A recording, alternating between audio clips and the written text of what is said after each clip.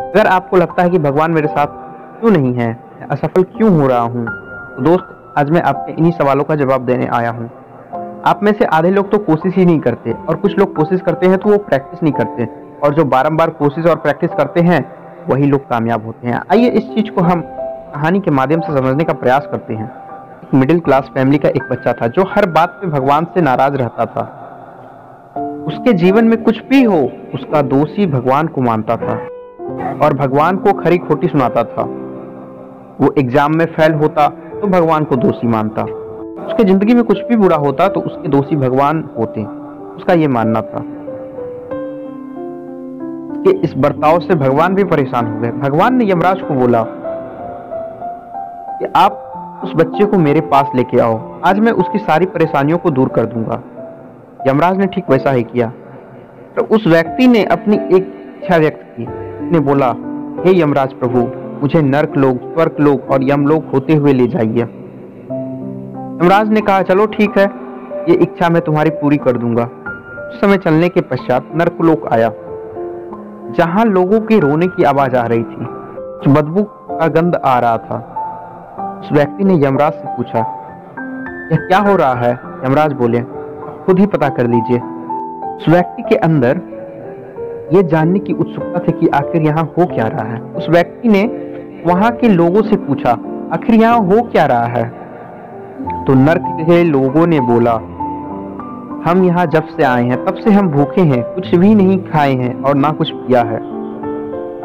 इतने में ही उस व्यक्ति की नजर एक विशाल बर्तन पर पड़ी। उस व्यक्ति ने नर्क के लोगों से पूछा, वह क्या है? इसमें से तो बहुत अच्छी खुशबू आ रही है। नर्क के लोगों ने बताया, उस बर्तन में बहुत स्वादिष्ट स्वादिष्ट पकवान है। तो व्यक्ति ने पूछा, आप उस व्यंजन को खाते क्यों नहीं हो? यह कितना विशाल है, इसकी लंबाई लगभग 500 फीट ऊंची है, उसके पास पहुंचना बहुत ही मुश्किल है। और इतना कहकर वो रोने लगे। व्यक्ति ने इसका दोष भी भगवान पर डाल दिया और वहां से चल दिया। कुछ दूरी तय करने के बाद लोगों के खुश होने की और हंसने की आवाज आने लगी। वहां स्वच्छता तथा खुशबू से भरा माहौल था। इस चीज को देखकर वो व्यक्ति बहुत खुश हुआ। उस व्यक्ति ने वहां के लोगों से पूछा कि आप बिना खाए बिना कुछ पिए आप इतने खुश क्यों हैं? तो स्वर्ग के लोगों ने जवाब दिया कि इसने बोला आपसे कि हम भूखे हैं, हम सब तो रोज खाते हैं, अच्छे अच्छे पकवान खाते हैं। उस व्यक्ति को बहुत आश्चर्य हुआ, क्योंकि यहाँ भी वैसा ही एक बर्तन था जैसा उसने नर्कलोक में देखा था। तो उस व्यक्ति ने फिर से पूछा, आखिर आप लोग 500 फीट ऊंची बर्तन से पकवान कैसे खाते हैं और पानी कैसे पीते हैं? तो स्वर्गवासियों ने बताया, हमने पहले पेड़ की छाल से रस्सी बनाया और उसके ऊपर जाने का प्रयास किया, तो हम असफल हुए। फिर हमने यहाँ उपस्थित पेड़ों से और रस्सियों की सहायता से हमने सीढ़ी का निर्माण किया।